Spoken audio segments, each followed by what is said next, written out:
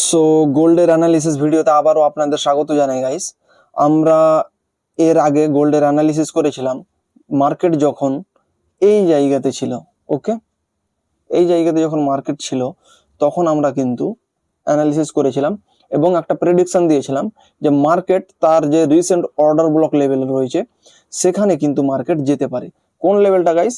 এই এই জোনটা আমরা বলেছিলাম যে এই জোনটাকে মার্কেট কিন্তু হিট করতে পারে। ওকে, এবং মার্কেট আমাদের অ্যানালিসিস কতটা পারফেক্টলি কাজ করেছে সেটা কিন্তু আপনারা এই জায়গাতে দেখতেই পাচ্ছেন। ওকে, এখান থেকে যদি আমি দেখি মেজার করে, প্রায় এখান থেকে 2% মোমেন্টাম কিন্তু একদিনে দিয়ে দিয়েছে আজকে।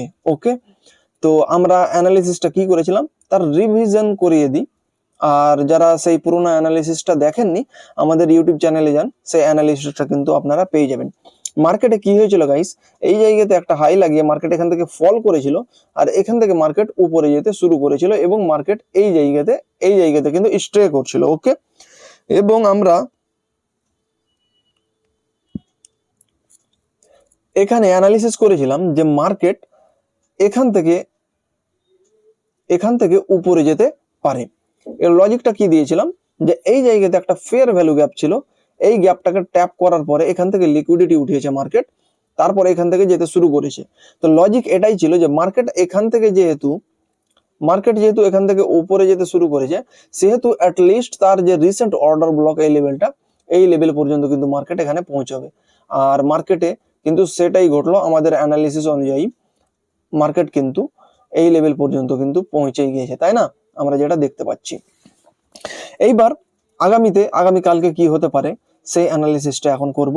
মার্কেট বর্তমানে তার যে রেজিস্ট্যান্স জোন সেই জোনের মধ্যেই রয়েছে, এটাকে কিন্তু ব্রেক করতে পারেনি। ওকে, তো এই জায়গাতে কি হতে পারে? তো এই জোনটাকে সর্বপ্রথমত আমরা একটু দেখে নিই যে এটা নর্মাল জোন না স্ট্রং জোন। ওকে, তো এই জায়গায় যদি আমরা দেখি তাহলে এটা কিন্তু একটা স্ট্রং জোন গাইস। আপনারা দেখতে পাচ্ছেন এই জোনে কিন্তু বারবার ট্যাপ করার পরে মার্কেট নিচে নামছে।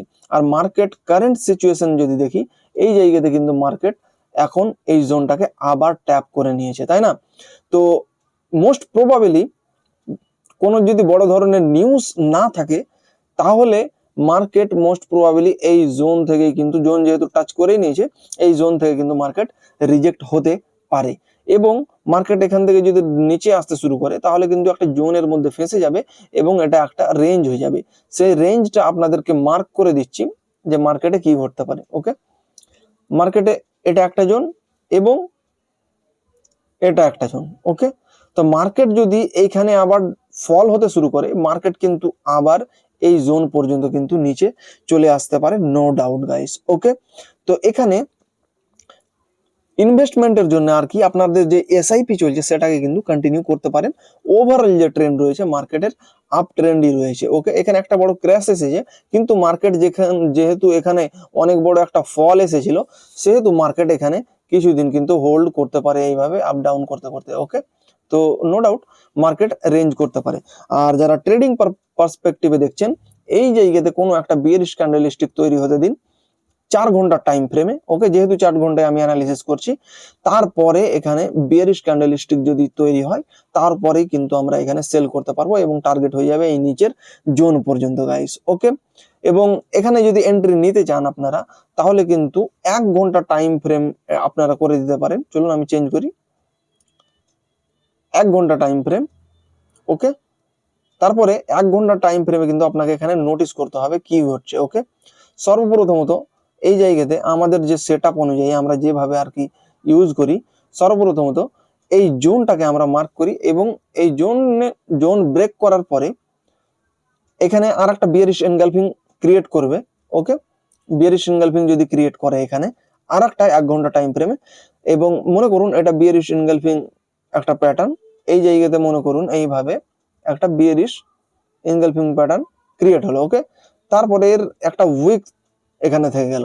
তো এখন কি করবেন, এর যে লোয়েস্ট উইকটা রয়েছে এই উইক ব্রেকে আমরা ডাইরেক্ট এন্ট্রি করতে পারি, তারপরে আমাদের টার্গেট কিন্তু নিচের জোন পর্যন্ত রেখে দিতে পারি। এতটা কিন্তু আমরা প্রফিট বুক করতে পারবো। ওকে, তো এবার শর্ত হচ্ছে যে মার্কেট ফার্স্ট এন্ট্রিটা কিন্তু অনেক সময় লিকুইডিটি অর্থাৎ স্টপ লস নিয়ে নেই, মার্কেট এখান থেকে উপরে যাবে, তারপরে স্টপ লস নেবে, তারপরে যে এনগালফিংটা ক্রিয়েট হবে সেখানে আপনারা এন্টার করতে পারেন এবং নিচের পর্যন্ত টার্গেট হতে পারে। ওকে, দ্বিতীয়ত আপনি যদি লিকুইডিটি সুইপে ট্রেড করেন তাহলে ওকে, দ্বিতীয় পদ্ধতি কি, মার্কেট যাবে, লিকুইডিটি সুইপ করবে, তারপরে এখানকার লিকুইডিটি নেওয়ার পরে মার্কেট যখন যদি খুব শীঘ্রই নিচে চলে আসে আর এই লেভেলটাকে ব্রেক করে, এই লেভেলেই কিন্তু এই লেভেল ব্রেকেই কিন্তু আপনার এন্ট্রি হবে, আর উপরে stop loss, same stop loss এবং টার্গেট নিচে পর্যন্ত 1 2 3 4 ইজিলি কিন্তু পেয়ে যাবেন। তো এটা গোল্ডের আমি একটা অ্যানালিসিস দিলাম। বাকি এই লেভেল যদি ব্রেকআউট হয়, ব্রেকআউট হয়ে যেতে পারে, সেটা সিনারিওস আলাদা হয়ে যাবে। ব্রেকআউট হলে তার অ্যানালিসিস কিন্তু আবার আলাদা হয়ে যাবে, সেই কারেন্ট মার্কেটকে দেখার পরেই সেই প্রেডিকশন দেওয়া সম্ভব হবে। ওকে, তো আশা করছি আজকের এই গোল্ডের অ্যানালিসিসটা ইনভেস্টমেন্ট পারপাসের জন্য আমি বলবো যে আপনারা এসআইপি কন্টিনিউ রাখতে পারেন। আর কিভাবে গোল্ডে ইনভেস্টমেন্ট করবেন সেটা যদি বুঝতে না পারেন তাহলে অবশ্যই আমাদের সঙ্গে যোগাযোগ করতে পারেন, আমরা সেই প্রসেস বলে দেব। আর আমাদের ব্রোকারে যদি আপনারা অ্যাকাউন্ট ক্রিয়েট করেন, আপনারা আমাদের কাছ থেকে ফ্রিতে কিন্তু শিখতেও পারবেন। আর যারা প্রফেশনালি ভালোভাবে শিখতে চান, আমাদের পেড কোর্স রয়েছে, সেখানেও চলে আসতে পারেন, আমাদের 50% ডিসকাউন্ট রয়েছে বর্তমানে। ওকে, তো বন্ধুরা দেখা হবে আবার নেক্সট ভিডিওতে। আশা করছি আজকের এই ভিডিওটি আপনাদের ভালো লাগলো। যদি ভালো লেগে থাকে একটা লাইক অবশ্যই করবেন নিজের পক্ষ থেকে, এবং যে কোনো ধরনের ডাউট যদি থাকে কমেন্ট বক্সে অবশ্যই জিজ্ঞেস করবেন, এবং একটি শেয়ার অবশ্যই করবেন গাইস। আমাদের নতুন চ্যানেল, আপনাদের সাপোর্ট একান্ত প্রয়োজন। আর আপনি যদি নতুন হয়ে থাকেন তাহলে আমাদের চ্যানেলটি অবশ্যই সাবস্ক্রাইব করে রাখবেন গাইস, আমাদের রিসেন্ট আপডেট পাওয়ার জন্য।